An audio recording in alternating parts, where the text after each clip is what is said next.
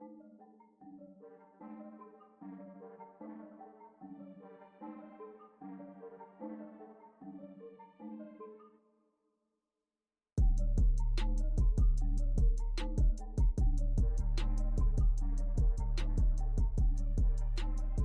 everyone, thank you for being connected here today. I am sitting here with Michal. Michal, thank you so much for being part of the program. No problem at all, Miguel. Yes, sir. For those who are not familiar with the work you're doing, let them know about yourself. Well, I'm a lot of things.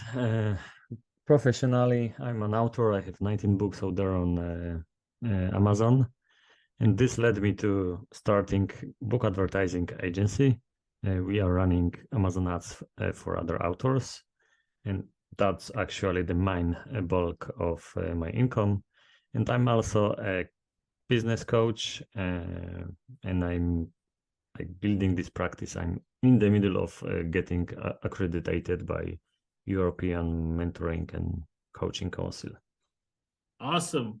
When we talk about success, most often individuals will define success as, well, whatever mom and dad says success is. Talk a little bit about how important it is to define success for oneself and quite possibly share your own definition.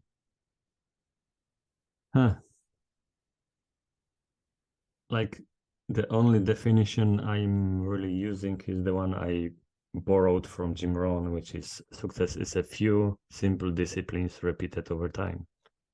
And like the process is a success, not just getting the dictionary definition says it is achievement of something. But then if you are not enjoying the process, well, you are miserable for a year to get 5-minute joy. I remember getting, when I was back in the day, when I was database administrator, certificate for Oracle administration. So I studied for about a year, just 10 minutes a day, but and I didn't like it at all. And then I got the certificate. I was elated. It was the first past exam, professional exam ever in my life. But the joy lasted like 5 minutes. That was all. So success is not found in the destination or in the conclusion of, but rather in that daily consistent movement towards the pursuit of something. Yes, and if you do it the right way, the destination will be like the after effect, yeah, because it's like a race. If you are running in the right direction, and you are running, sooner or later you arrive. Period. That's it. Yeah, the way I define strategy is a defined number of steps to help you obtain a breakthrough moment, and I like that analogy of the race. It's sooner or later you're gonna make it. It may be sooner, it may be later, but if you maintain consistent, you'll make it. We talk about starting a business, and we talk about making a transition, like you're saying, working in a corporate room to then going and starting your own business. Most often, individuals dream about launching their own business, right? They believe they have the next $1 million idea. Talk a little bit about being able to make that transition and what that looks like with reference to maintaining that definition of success. Could you be more specific with that? Sure. So the definition of success that we're saying here is not a destination. We're saying that the definition of success is the constant pursuit to a great endeavor. And so when you launch a business, oftentimes it's, well, success is when I make $1 million. Success is when I reach, and I can pay my bills and not have to skip lunch, right? So in that process, success may differ or maybe not. But talk a little bit about that journey of starting a business, transitioning into that world, and still trying to stay focused of success is the pursuit of greatness, is the pursuit and the constant work towards it. Yeah, which like just gave me a light bulb moment. I totally forgot which podcast or book that was, but we desperately need those milestones between the destination and the starting point. And this is what I would say happened with me starting the business. At the very beginning, I was totally clueless. Like I was a lifelong employee. I had no clue how to start a business and successful business at that.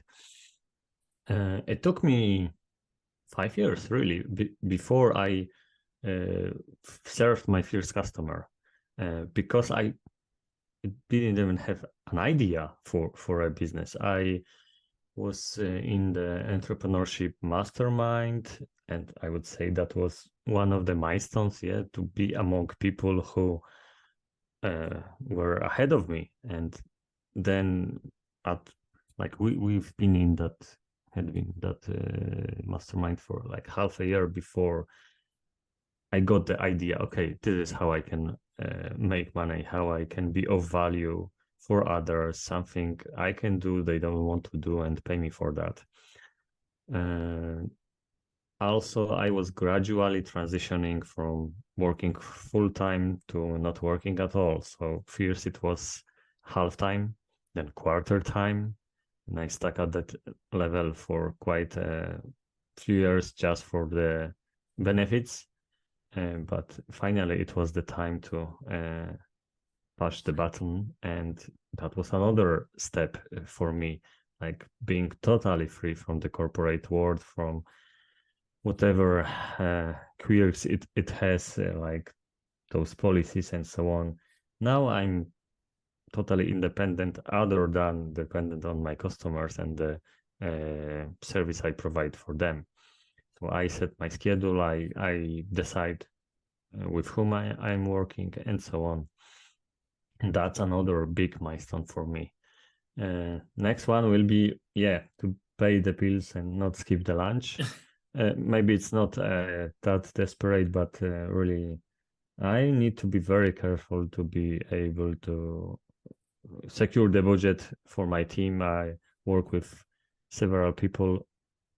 Only one person is full-time, but they all like depend on me running this business, operating it. So it's a small headache, and once we'll be able to like have a 6-month budget for that, I would say, okay, that's another a nice milestone. And also like transitioning more of the mundane stuff, like administration, invoicing.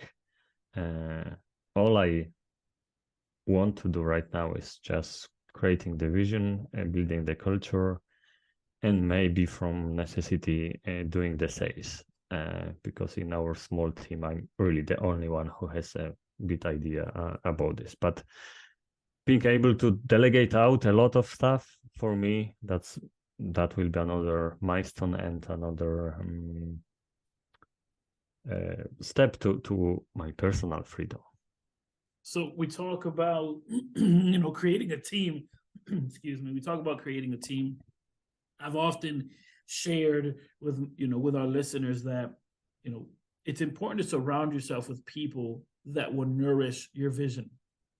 And so as you look to build that team, and even early on in the stages that you find yourself, talk a bit about how important it is to have that quote unquote dream team, right? Those individuals that not only understand the vision that you're trying to pursue, but that can actually feed into that. It's crucial, and you need to start from yourself. Like you need to have a vision to be able to pursue it. Like, quite a few entrepreneurs, they start something because they feel like it, or okay, they saw the opportunity, but then like they are building a Frankenstein monster, patching it from here and that and whatever, whoever can arrive as client and so on. So it's important to have the vision to start with it, and then to cultivate it really. Like getting the right people, I hire for the culture. Like I'm not looking for specific skills very much, like the basic digital acumen, because this is a remote work. That's a necessity. Good English, that's necessity. But other than that, I can train my people.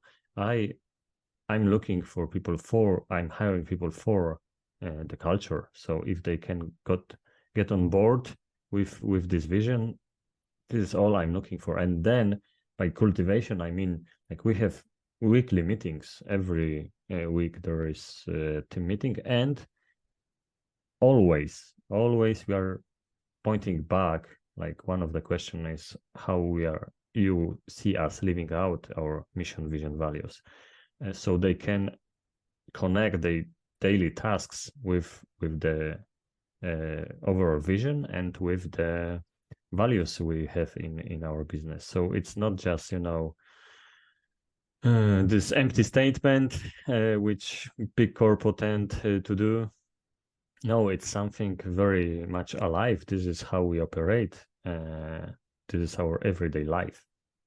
I like the analogy that you presented of this Frankenstein-like vision, right? It's like, I'll get a little bit of this, I'll get a little bit of that, and hopefully it's alive. So we talk about, the definition of success. We talk about that pursuit and being able to surround yourself with people that will actually nourish that vision. And like you said, not so much looking for people that can maybe provide XYZ service, but people that just believe in that vision. Because as you said, in the position of leadership, well, you can train just about anything to just about anyone. So for the individuals that start the new year, and even sometimes when people start a new job or transition, they either do goal setting, and we see this a lot in the new year where they do New Year's resolution, or they use one word. And this one word is supposed to anchor everything they do throughout the year. Do you, within the spectrum, where do you lie? Are you more with doing New Year's resolutions and writing out goals, or are you more of a one word type of person? Definitely more of a one word person, because like this one word, it's kind of your vision, or can be a trigger, a reminder of your vision. But just setting the goal, I'm struggle with, well, goal setting, it's easy, it's very easy. I can set million goals, but reaching them, it's so hard. So this is, but so many people are like super excited about goals and believers in. So yeah, I kind of do that, but I'm always, if I'm setting some goal, I'm always taking care of also finding discipline, preferably daily action I can do to inch toward that goal. Because I know myself, if I don't do something regularly, I won't do anything. And then in 3 months or 1 year, I will look at my goal sheet and yeah, nothing much happened really. Mm-hmm. Yeah, I totally can agree with that. So we talk about the one word, and you said you lean more on the side of that one word.